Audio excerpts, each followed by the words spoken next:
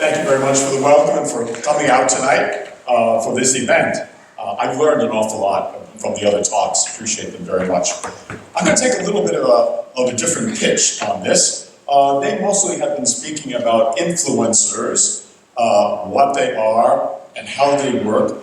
I would like to talk about what is the process, internal process, by which we are influenced. What happens? What changes our feelings? What changes our thoughts? What changes our behaviors when we're confronted with an influencer out there? Now, by influencer, I don't just mean a person who has a website and who does all those wonderful things. It can be any person, event, or thing outside of ourselves that engage us in some way, that grab our attention, that add new knowledge to us, or offer us something that we already do not know or do not have. And to do this, I'd like to set up a little framework, a psychological framework of how we sort of tick, how we sort of work in this. And it comes from a school of psychology which, at least in the last century, was called rational emotive therapy, but actually it's human experience. And that human experience was described in early Roman times, Marcus Aurelius, Epictetus, etc., of those schools of philosophy and Greek philosophy, and the early Christian monks also took it on. And their idea was that human thought is the basis of how we feel, how we behave, how we make decisions, and how we act responsibly. So, it's as simple as ABC, they say, for rational emotive therapy. You have those three letters, A, B, C. I'm going to ask you to use your imagination. A stands for activating event, and that can be a person, an event, a thing, an influencer that's out there. B stands for your belief system. I don't mean moral beliefs or religious beliefs. I mean the sum total of all your past experiences. What makes you you? How do you view things? How are you prone to react to things? How does your mind work? So that's the belief system. And C, consequent emotion and behavior. So the pattern sort of goes like this. Typically, a lot of people believe that A causes C. All right? There is an event, there's something out there, and it makes you feel this way, and because you feel this way, then you act this way. Who's in charge there? You. It's the influencer. Actually, A doesn't cause C, B causes C. Let me give you an example. Obviously, I'm a priest. I say Mass. When I was assigned back in New Hampshire some 40 years ago, I had to say Mass every day in our university chapel at noontime. I went in for the Mass, prepared well, I've got to make this work. And in the second row, there was a woman who, all during the Mass, was going like this, with this away. It was annoying to begin with. Then it got aggravating. Then I got angry. Here I am saying Mass, I'm getting angry. Now, in addition to this, whenever everybody else stood, she sat, and the kneelers that go up and down would be crashing up and down all during the Mass. Now, I should have noticed this, that it didn't seem to bother anybody else except me. So, associated with your belief system are things called cognitive distortions, exaggerations, untruths, whatever. And there's a whole list, so we're going to talk about a few of them later, but all of mine were on full blast.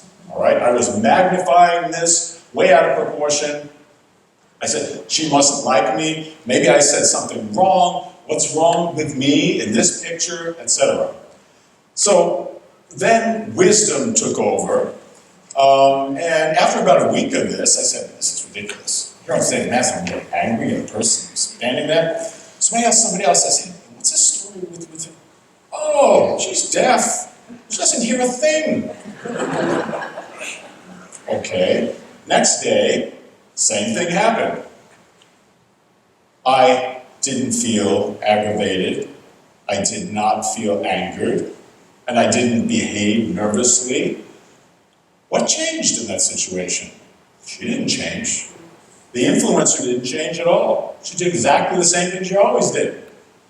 My belief system changed. I have new information. New information that changed the way I felt in the situation, and therefore the way in which I behaved in the situation. Now, I should have, long before waiting 7 days to ask somebody, I should have noticed that nobody else seemed to be bothered by this except me. But I didn't. Why? Because we all have blind spots. And that's precisely what the cognitive distortions are. For example, all or nothing thinking.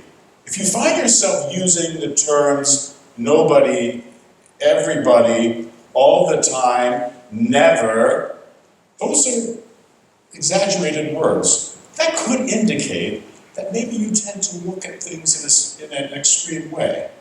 You get a bad grade on your AP test next week. Oh, I'm a failure for life. I'll never get anywhere. Never get anywhere. It was just a test. But sometimes we take that and we exaggerate it, we make it into a huge life crisis. And there are several other cognitive distortions. Emotional reasoning, for example. I feel it, so it must be true. Really? Feelings aren't always facts. Sometimes they are. Sometimes they're grounded in reality. It's not fake news, but it's factual, and you feel a certain way, fine.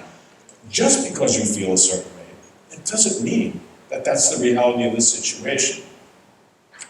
Magnifying things out of proportion, minimizing the positive in a situation. For some reason, the default position of human beings is to remember the negative more than the positive.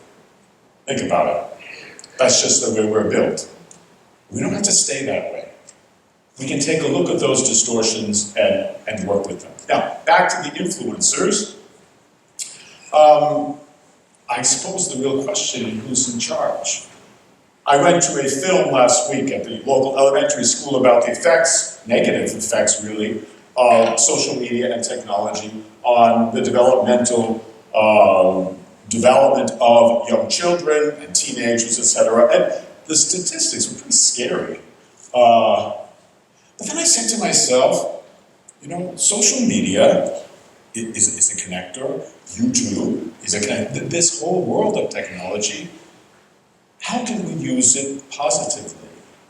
As just explained, and as we've seen in the de-terrorizing or whatever video, how can we use it for good? How can we build ourselves up with these instruments? Who's in charge? If we let the influencers be in charge, we're handing over our control to them as a default position.